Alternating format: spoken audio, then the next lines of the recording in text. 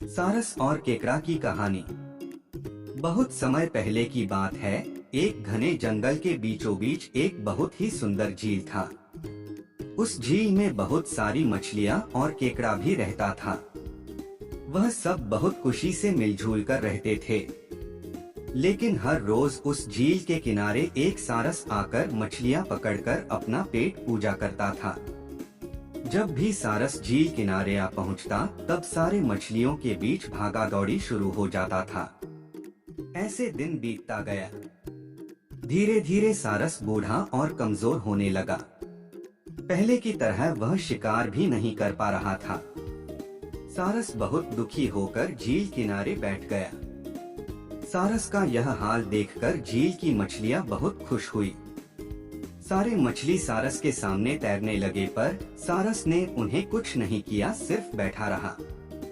ऐसे कुछ और दिन बीत गए।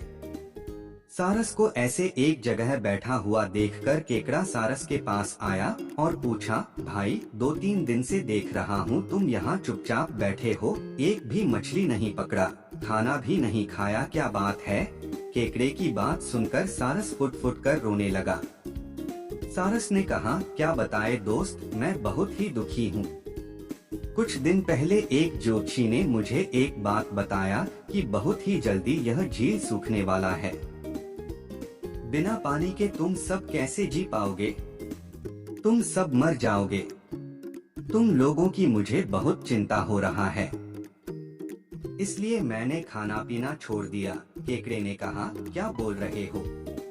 यह तो बहुत गंभीर और चिंता की बात है। मुझे सबको बताना होगा। सारस की बात केकड़े ने झील की सारी मछलियों को बताया। सारी मछलियां और केकड़ा मिलकर सारस के पास गए और बोला, क्या बोल रहे हो, झील सूख जाएगा? तब हम सब कहाँ जाएंगे? क्या करेंगे? कोई तो उपाय होगा न बचने का। हम सबने तुमको हमारा दुश्मन समझा, पर तुम तो हमारे दोस्त निकले। हम लोगों की चिंता के कारण तुमने खाना पीना छोड़ दिया। दोस्त, अब तुम ही कोई उपाय बताओ, सारस ने कहा। अच्छा लगा सुनकर कि तुम सबने मुझे दोस्त माना है। एक उपाय है, कुछ ही दूर पर एक तालाब है। अगर तुम लोग चाहो तो मैं एक एक करके तुम लोगों को वहाँ छोड़ सकता हूँ। सारे मछली मान गए और कहा, ठीक है, ठीक है। तालाब में पहुँचाने के लिए अगले दिन से सारस एक एक मछली को अपने चोंच पर लेकर जाना शुरू किया। ऐसे कुछ दिन बाद केकड़े की बारी आई। सारस केकड़े को लेकर रवाना हुआ।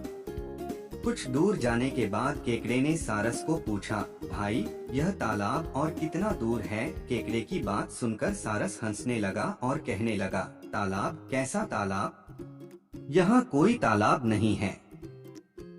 मैं तो खाने के लिए तुम सबको यहाँ लेकर आ रहा हूँ। इतने दिनों से मछली खा खा कर बोर हो गया हूँ। आज बहुत मजा आएगा तुमको खाकर। आसपास देखो, तुम्हारे सारे दोस्त के हड्डियाँ। अब तुम्हारी बारी है। यह बोलकर सारस एक बड़े से पत्थर पर आकर आ बैठा। सारस की बात सुनकर केकड़ा बहुत गुस्सा हो गया और अपने आप को बचाने के लिए अपने दोनों हाथों से सारस का गला दबा दिया और कुछ देर बाद सारस मर गया। फिर केकड़ा अकेले झील वापस आ गया और बाकी मछलियों को सारस के चाल के बारे में बोला और कैसे उसने सारस को मार डाला यह भी बताया। सारे मछली बहुत खुश हुए और निश्चिंत होकर रहने लगे। इस कहानी से सीख। इस कहानी से हमें यह सीख मिलती है कि हमें हर काम सोच समझकर करना चाहिए और किसी की बातों में नहीं आना चाहिए।